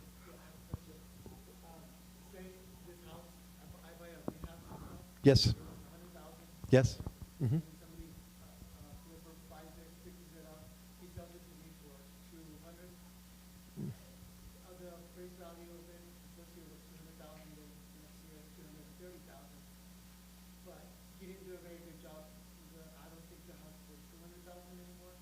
So the question is, you bought a house, you bought it for $2, but you don't think it's $2 because you think the person who sold it to you didn't make the repairs to the quality that they should have to be comparable.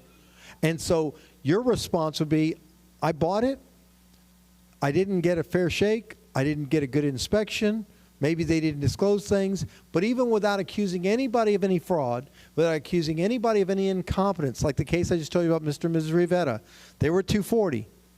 We didn't say that the seller was committing a fraud. We didn't say the inspector was incompetent. But when did you buy it, and when are we appraising it? You bought it sometime, unless you bought it on December the 31st, and even if you did that, I would say, I made a mistake. I found these things out. I shouldn't have bought it for that. But in your case, you're saying, I bought it, I'm just going to pretend, in July or August. The effective valuation date is January 1st.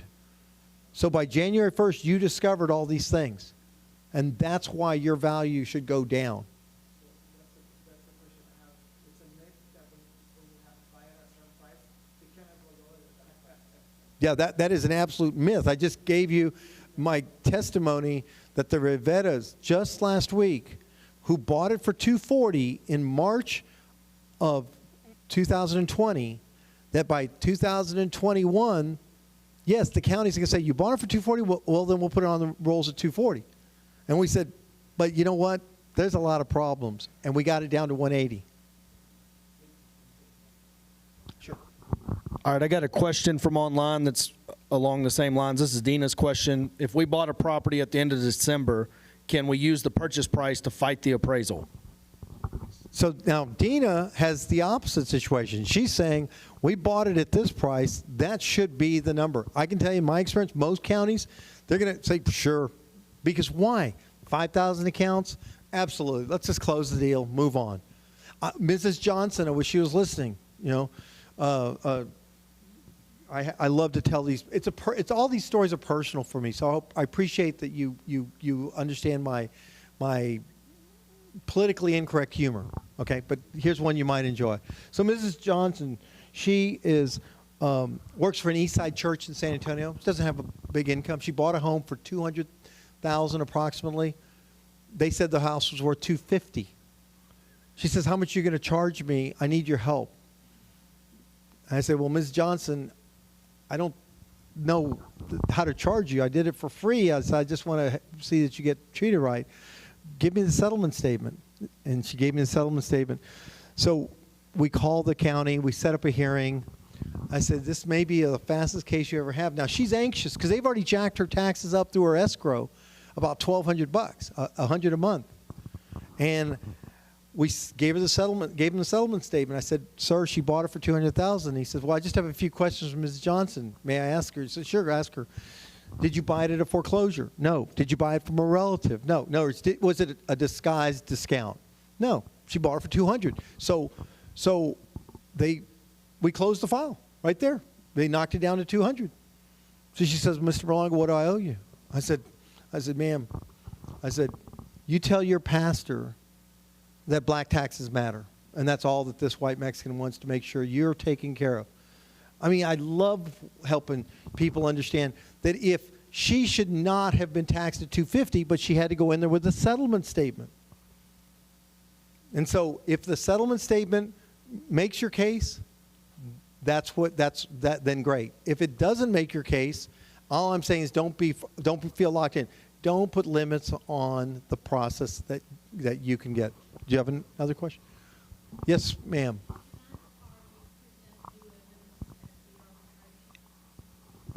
You can present new evidence. In fact, you have to, at arbitration, the question was, can either party present new evidence? It's a whole new game at arbitration. In fact, whatever you presented at the panel, that's forgotten. If you and I request arbitration, the arbitrator has to call us both. You know, I'm the county, you're the taxpayer, and say, is June 1st good for you? Or in this case, yeah, June 1st. Why so far out, you ask? Well, because by law, there has to be enough time to allow you and I to submit our evidence at arbitration in advance, exchange it, and then a few days later, submit rebuttal evidence. In other words, where I'm taking issue with your facts, you're taking issue with my facts. And then on the day of the hearing, the arbitrator, just like the panel, walks in, so to speak, digitally, and hears both sides, but they're not rushed. Most of these panel formal hearings are intended to take no more than 15 minutes. So now think about that. You presented, and you got it done in about 3 or 4 minutes.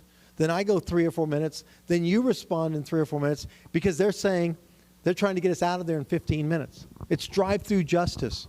But at arbitration, that person's making $400 for the time it takes to schedule the arbitration, listen to the hearing, and write the ruling.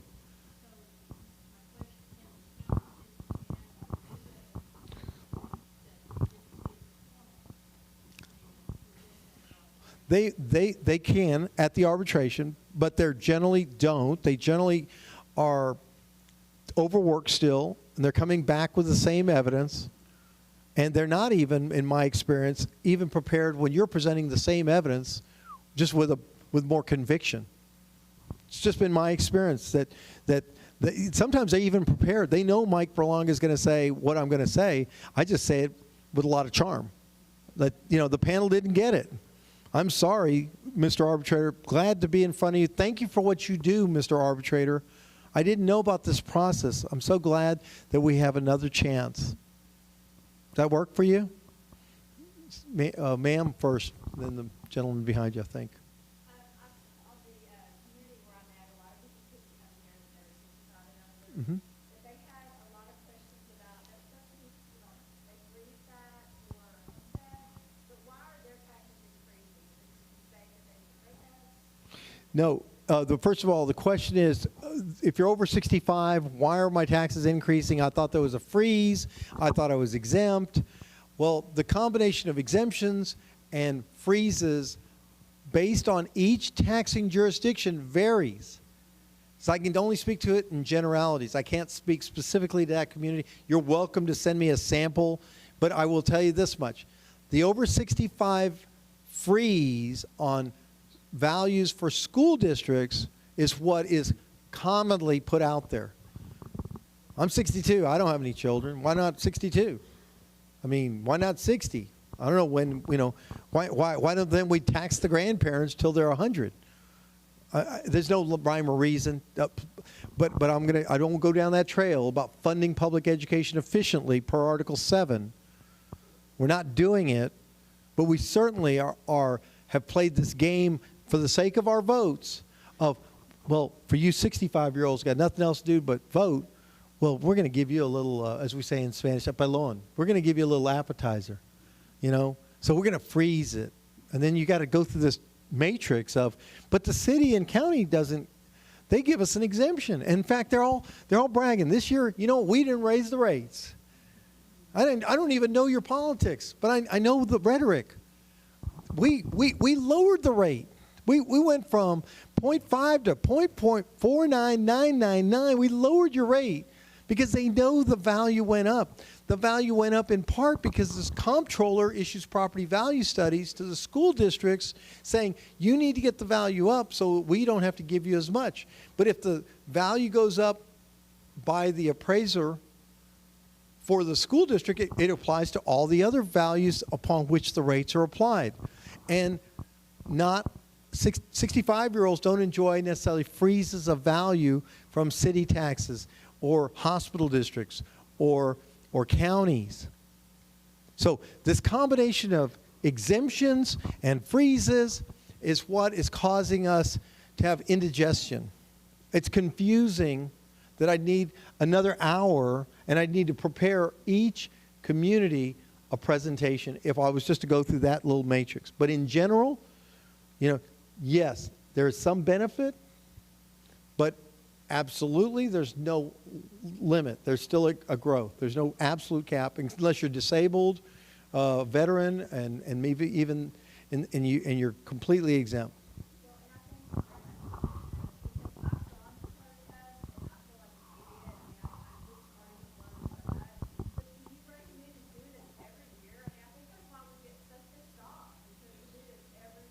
The question was, do I recommend doing this every year? The answer is absolutely, until we change the system. If you'd like, you know, tune in for more, because there's only been twice that somebody's made it to the ballot by way of petition. I would be the third person in the state of Texas history on any statewide office. If I was to ultimately get elected, I would make history. In the entire history of the state of Texas, no independent, because it's made very difficult by the left and by the right, by the Republicans and the Democrats. But somebody has to speak up for the taxpayers. And the comptroller's not doing it. I was at the Appropriations Committee hearings on Thursday morning. The Appropriations Committee, for those who don't follow my language, those are the people that decide how to spend the state budget. Okay? I mean, that's what they do. They're told by the comptroller.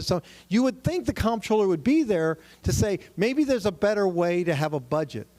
But he wasn't there. And even one of the state reps, Trey Martinez-Fisher, said, yeah, I'm kind of curious why he isn't here. But he didn't even know what I'm teaching you tonight, that the comptroller issues property value studies. So we have to protest, and we have to petition, and we have to vote. And every one of these incumbents needs to be held accountable because they've been kicking the can down the road for some time now. This is not some surprise. They could just as easily have a special session. Governor Abbott, if he's listening, I ask you, please have a special session now. Get reelected based on doing something. Don't wait, because after March 24th, or May 24th, we'll know who the Republicans are, who the Democrats are, and there'll be a few seats maybe in November that might swing because they finished gerrymandering these districts to either be Republican or Democrat. I'm not here to criticize either party. I'm here to tell you, both parties together, the only thing they can agree on is they don't want an independent thought, because I've given you a few independent thoughts. So I appreciate the question. Yes, ma'am.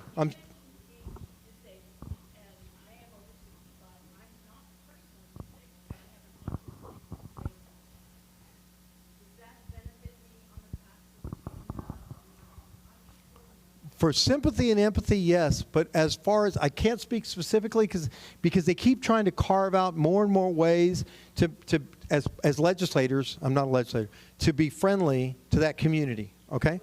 But, oh, I'm sorry, the question was that she has a son or daughter? A son who has a disability. So the question is, does she get any benefit from the fact that she has different burdens than the rest of us? Is that a fair way to put it? Okay, and so is there any tax benefit to the fact that you have those challenges when the block says property owner, disabled? You're welcome to send that question to me directly. I will try and research that, but I will tell you, while they will always try and reach out and grab one more special interest group, now, if you want to get creative, the question becomes, perhaps we should consider putting the house in the home in the name of that child. And then, what's that?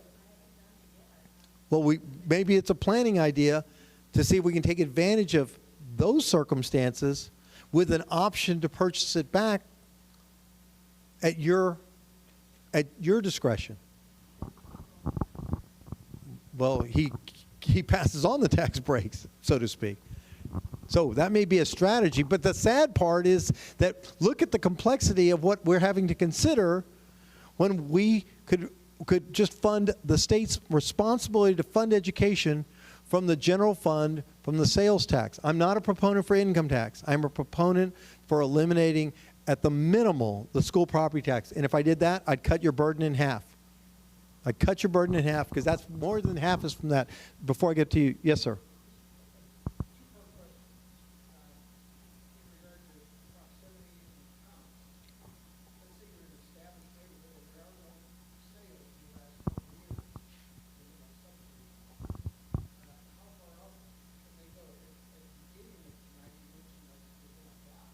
No, I never said that they were restricted to any geography. They may go out 8 miles, and that's where you start to say, if that doesn't help your case, then you get with that real estate professional and see if they can find something closer, and you make the argument that that's not approximate distance that they used versus what you found. And you're saying, but there's no sales in my area. Well, that still doesn't legitimize, right? Silence is an affirmation. The fact that the best they can do is 8 miles down the road doesn't mean that your property would sell for that. Especially when you said you're in a neighborhood that's homogenous, that you're most of the homes in your area are the same, but nothing's selling.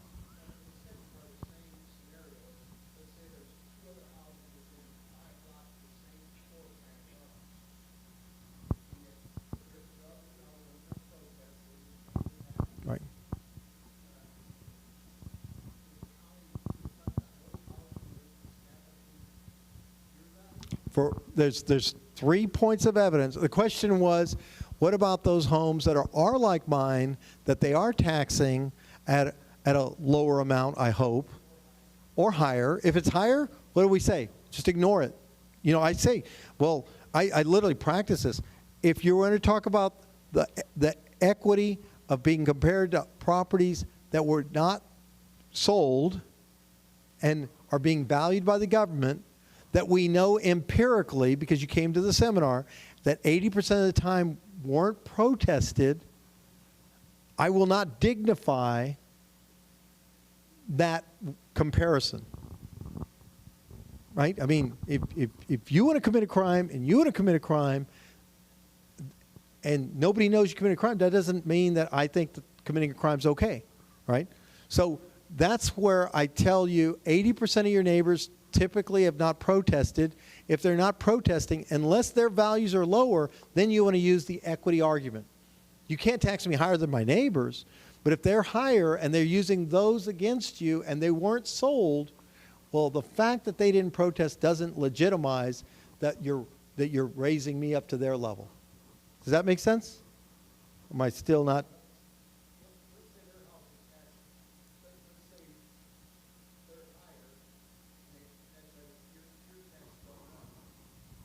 Okay, they're higher. The question was, your neighbors' homes are being valued higher, and you want to respond to the fact that they're using that to argue your value should come up. Right, they haven't been sold, but they haven't been protested. Therefore, they're not relevant. That's my argument, is if your neighbors' homes are not been sold and they're being taxed at a value higher, then I say those homes' values are not relevant to my argument because they didn't protest. The great people's homes to know what they're appraised for, your school board members, chief of police, the local people that are in charge of things, if you know what their house appraised for and how much their appraisal value went up, those are the only comps I use. I'm like, well, this guy's didn't go up none. He's on the school board. This guy's didn't go up on. He's the appraiser. Let's look at what his actually went up. Because his name's on the internet, and you go to the CAD and look up their name, and There's some of them that don't show their name? That's correct. Yeah. That's correct. yep. But that doesn't mean you can't ask them. Yeah, well, there's this website called skipgenie.com. It's $97. You can find out whatever you want. You didn't hear that from me. But anyways, you can get their phone number. Yeah, we got Susan Clark. If I get an appraisal reduced based on repairs that need to be done, is there a limit on how much appraisal can increase the next year if I get the repairs done? And again, Susan, the answer is, if it's your homestead, the most, as in the case of Mr. Cifuentes, he got it down to 260. I'll go back to the slide. Oops. He got it down to 260 after he'd shown all that evidence.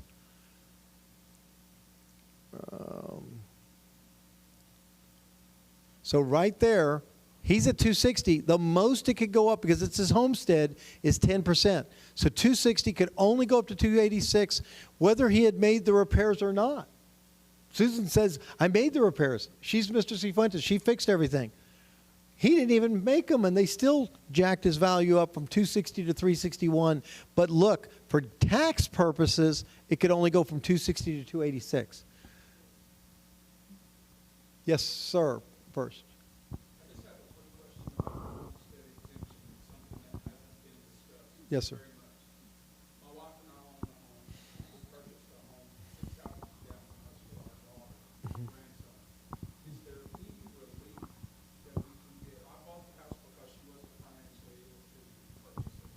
Is there any type of an exemption or relief that we can get on the taxes on that house? On the second house? Yes. But it's not your homestead. No, it's not. But you only get, unfortunately, we only get to claim one homestead. I understood that there's not any other type of relief, there's nothing that I can do to help get the tax bill. I heard you say something about maybe planning to put the house in the child's name or a dependent's name. Well, in her case, the question was, you have a homestead, you bought another house, you currently, is it vacant? Is it just a second home? Is it a future? My daughter lives in the house with my grandson. Okay, so can we make that home her homestead? But that's what I'm asking. Is that a possibility? Yes. to do that? Yes. The question would be, can I transfer it to her name? The answer would be yes. You may need to transfer the deed and put it in her name. Now, as a real estate professional, I will tell you, if you put it in her name, but you don't want to give up control of that future appreciation, I mean, if she forgets how wonderful you've been all your life to take care for her, you know, you might want to have a little tug. That tug might be the option to purchase it back at a set price for the rest of your life. You see, and then you could circulate it back to her through your will or through a trust or whatever. You could, however you transfer the deed, whether it be by gift or by sale, and then every year she gets to claim it as a homestead, and she gets to argue the value. Sell it to her for $1. Sell it to her for $1, then take the HUD in there next year and be like, she bought this for $1. But I think you're asking an income tax or an estate tax question, not a property tax question. And your question was, is there a tax? They're separate. It's two. But I'll attempt to answer it. I mean, I got a master's degree in that. I should know a little bit about that. But you can sell it to her if you're. The question is, when you sell it to her, what did you buy it for? Are we creating a gain, or are we selling it at cost? Or are we selling it below cost? That would be the question you would ask your tax preparer, and you'd say, I bought it for this, but I'm going to sell it to her for that, and not to exclude what you bought it for plus what you also added, like you bought it but you put a new roof and you changed the flooring. Those all add to your costs. Now, you sell it to her. Did you sell it at that total cost? A little bit more, a little bit less? Here's the issue. When I paid for it 5 years ago, it's 2.5 times the value now. Well, but what are you selling it to her for? Sell it to her for $1. $1. $1. Go through the title company, pay the closing costs, get you some title insurance, take the HUD in there and be like, she bought this for $1. It's worth $1. What is the property worth, people? What a willing seller and a willing buyer agree on, where that line intersects, is what it's worth. That's the market decides what the profit's worth. I promise you, we buy properties all the time for this very reason. Somebody doesn't want to pay the taxes on the income, and they say, I'm going to sell it to a little old lady, 85 years old. We said, ma'am, your house is worth a lot more. You can get a lot more selling it. She goes, but then I'll owe them effing taxes. I bought it for 36. I'm selling it for 36. Enjoy the house. So sell it to her for $1. Talk to your CPA, get all the taxes figured out, and then take that HUD in there and argue the value is $1 and make them prove you wrong. So we're talking about property. We're talking about a property tax strategy, but your question continues, and that is the income tax concept, and that would be individual to you talking to your tax preparer about what you on record are showing that you sold it for, or an implied gift. But there's so many exemptions that that's not going to be your big burden. Okay? Yes, ma'am.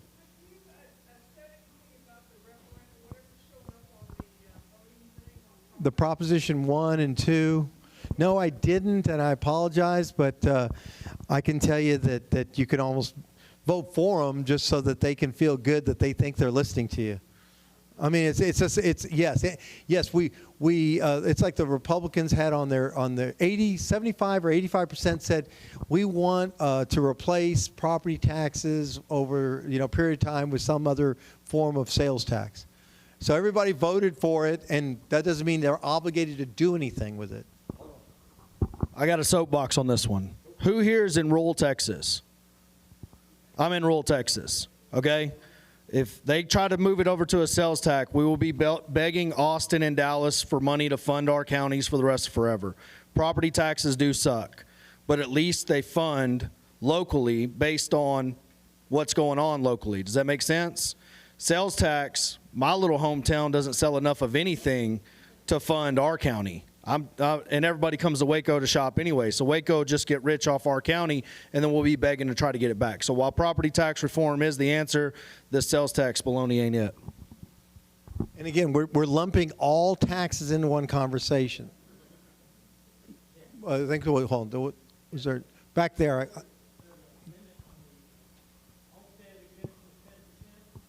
that's a cap of on appreciation. Your question is, does the homestead get you any benefit? It limits the growth of the value for tax purposes only to 10%. No, sir. No, that's why this gentleman needs all the applause, because his focus is rental properties. And, you know, unfortunately, the legislature hasn't seen fit to do what the Surgeon General did, and that is, at least on cigarettes, it says smoking could be hazardous to your health. It should say renting could be hazardous to your wealth if you don't know how much taxes you're having to pay for your landlord. So is he the bad guy because he's having to pass this through? No, hardly. He took the risk. He owns the property, but he's got no protection. None of us have any protection as landlords other than to protest the value and to vote out the incumbents. Well, hold on. There's one back there.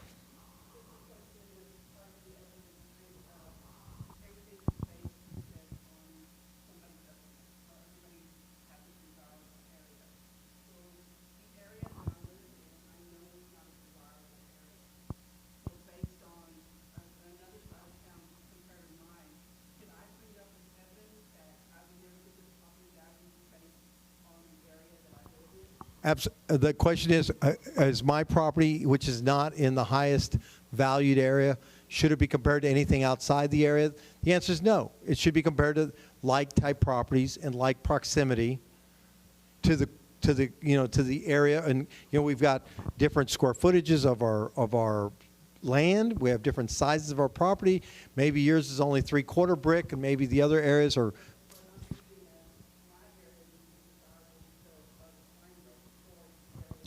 Location. You want to show them if you've got a drug house, if you've got a police rap report, what do you call it, a rap sheet? Yes. Yeah, if Crystal Bethany is running rampant, she's out there in the streets. You know what I mean? I would take videos. I would take pictures. I would take all the evidence in the world. Any calls that have been made down the street, any police calls, anything that's been going on, if that's what's going on in the neighborhood, because we own rentals in those neighborhoods, I'm like, you know what I mean? I'm out here refereeing street fights, bro. Nobody's paying $180 to live in this neighborhood.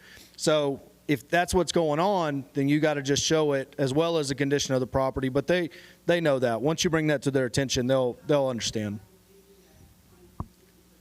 So how do you go about getting it? I don't know about that. If you know, I mean, you just got to know about it. Like the local neighborhood watch groups, buy, sell, trade groups, stuff like that. Just anytime the police are involved, you can request a report. Just anything that you know that happened in the neighborhood. So.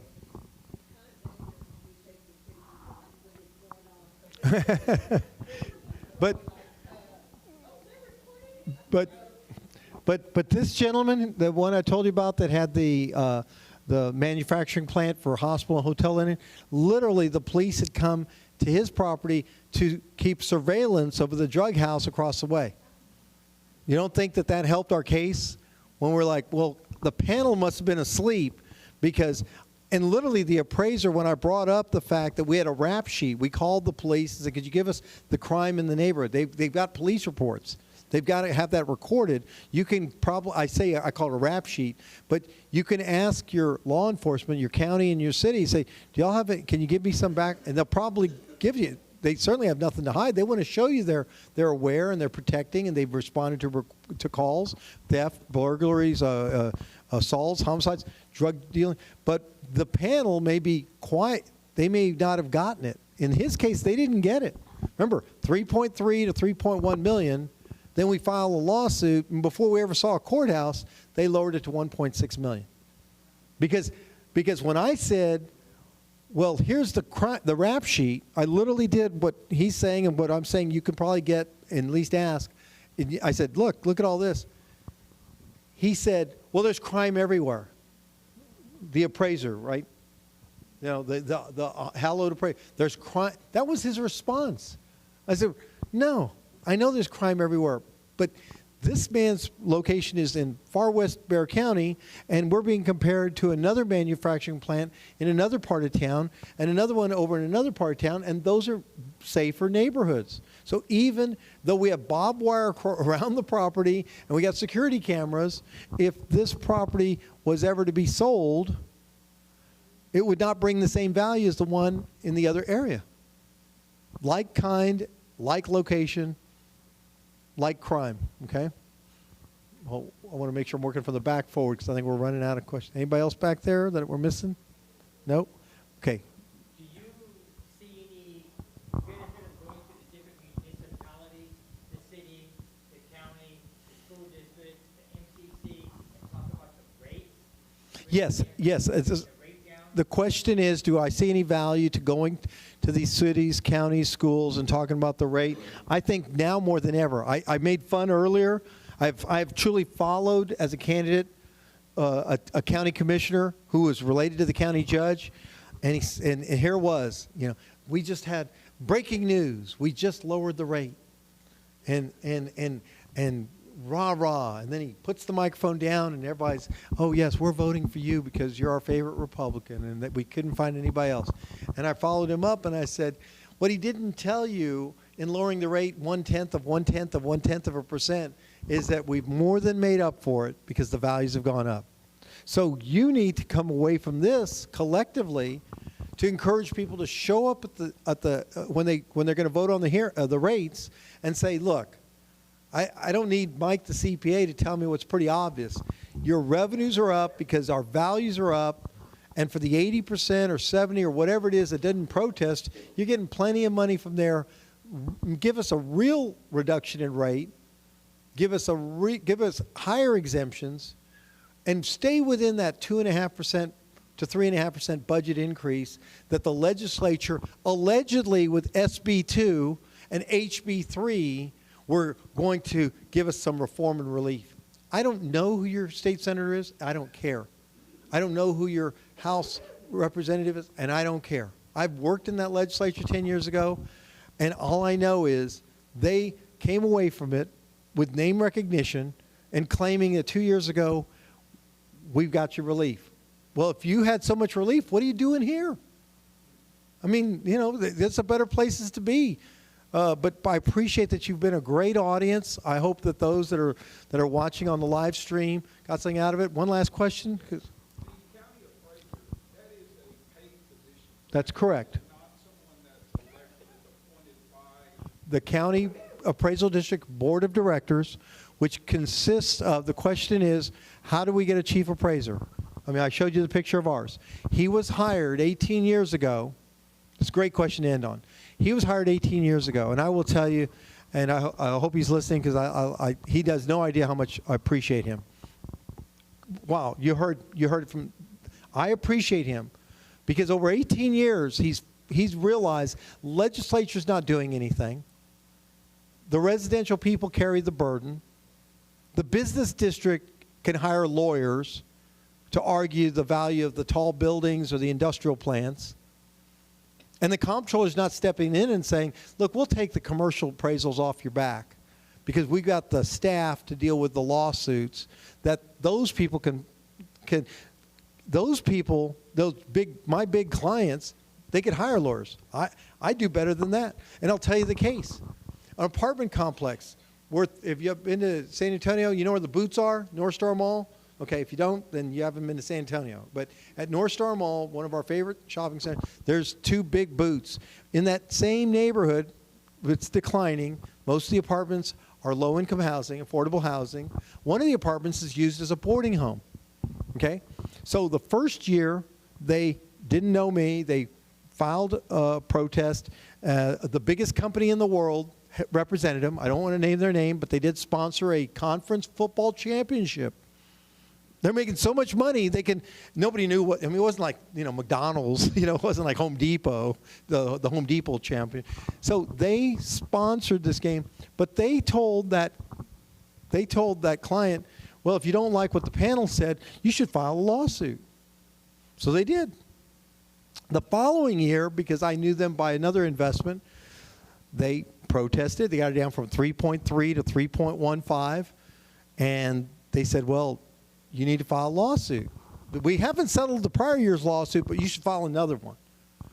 And I said, well, why don't you let me take it to arbitration? I mean, what the heck, right? So I took it to arbitration. We lowered it from 3.1 to 2 million. I didn't know whether I was supposed to apologize or not. I said, this is not an apartment complex, it's a boarding house. They have high salaries. It's almost assisted living, but in a, in a third world environment. I mean, they have to, some people need to be protected from themselves. That's not the moral of the story. The following year, same thing. They jack it right back up to 3.2. They come right back to the panel. Panel lowers it to 3.1.